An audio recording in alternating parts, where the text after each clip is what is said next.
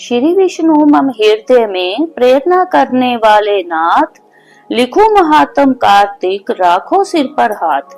हरे कृष्णा। आइए सुनते हैं कार्तिक महात्म्य अध्याय 19। महाराज पृथु ने नारद जी से पूछा, हे देव ऋषि, जम पंचक काल में दीपदान का क्या महत्व और विधान है, कृपा करके मुझे बतलाइए। तब नारद जी ने कहा, हे राजन, कार्तिक मास के कृष्ण पक्ष की त्रयोदशी से शुक्ल पक्ष की द्वितीया तक के 5 दिन जम पंचक कहलाते हैं। इन दिनों में धनतेरस की रात्रि को जमराज के निमित्त दीपक जलाने से जमराज प्रसन्न होते हैं और अकाल मृत्यु आदि नहीं होती। इसके अगले दिन कार्तिक कृष्णा चतुर्दशी को नरक चतुर्दशी भी कहते हैं। इस दिन तिल का तेल, अपामार्ग तथा दुर्वा आदि लगाकर स्नान करना चाहिए। स्नान के बाद दक्षिण की ओर मुख करके अपसव्य होकर जल में तिल मिलावे और 3-3 अंजलि से जमाए, धर्मराजाए, मृत्यवे, अंतकाये, कालाय, सरभूतक्षाय, औदुम्बराय, दग्नाय, परमेष्ठिने, वृकोदराय, चित्राय, चित्रगुप्ताय इन नामों से जमराज को तर्पण करें।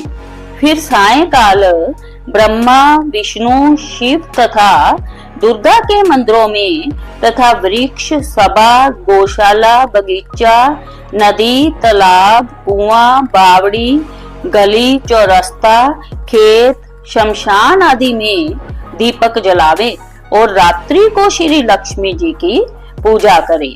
यदि शस्त्र से किसी की मृत्यु हुई हो तो उसके निमित्त भी चतुर्दशी को दीप दान करना चाहिए। इससे अक्षय पुण्य फल प्राप्त होता है। इसके बाद कन्या, ब्रह्मचारी तथा तपस्वियों को भोजन करावे। इससे जमलोक ना जाकर शिवलोक की प्राप्ति होती है।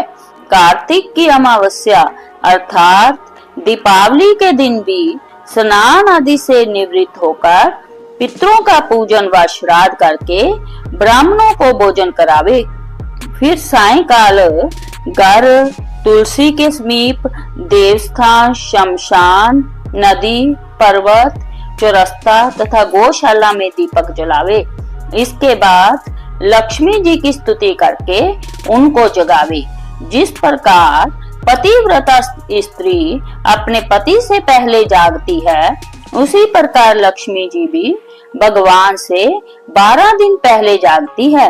अमावस्या को दिन में बालक, वृद्ध तथा रोगियों को छोड़कर अन्य कोई भोजन न करे। सायंकाल लक्ष्मी जी का पूजन करने के बाद ही भोजन करे। घर को फूल माला आदि से सजाकर सारे घर में दीप माला करे। घर के सभी स्त्री पुरुष नए वस्त्र दान करे और समस्त रात्रि लक्ष्मी जी के समक्ष नृत्य, गीत आदि करके हर्षोल्लास से व्यतीत करे। घर में समस्त रात्रि दीपक जलाना चाहिए। उस रात्रि को लक्ष्मी जी सब घरों में घूमती है और जो घर अधिक सुंदर तथा रमणीक होता है उसमें दीर्घ काल तक निवास करती है।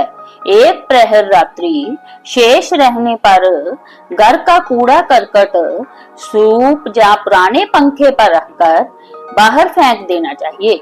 ऐसा करने से वह घर धन धान्य से परिपूर्ण रहता है।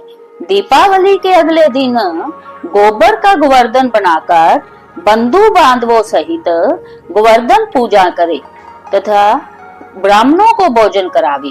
स्वयं भी नए अन्न का भोजन करे।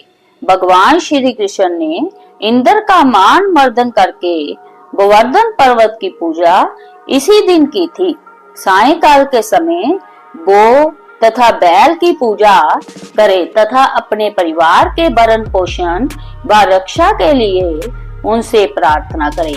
इसी दिन सायंकाल के समय बलि तथा उसकी पत्नी विंध्यावली की मूर्ति बनाकर पूजन तथा दान आदि क्रियाएं करने से परिवार सुखी तथा समृद्ध रहता है। इति 19वां अध्याय समाप्तम। इति श्री विष्णवे नमः। जय श्री हरि विष्णु।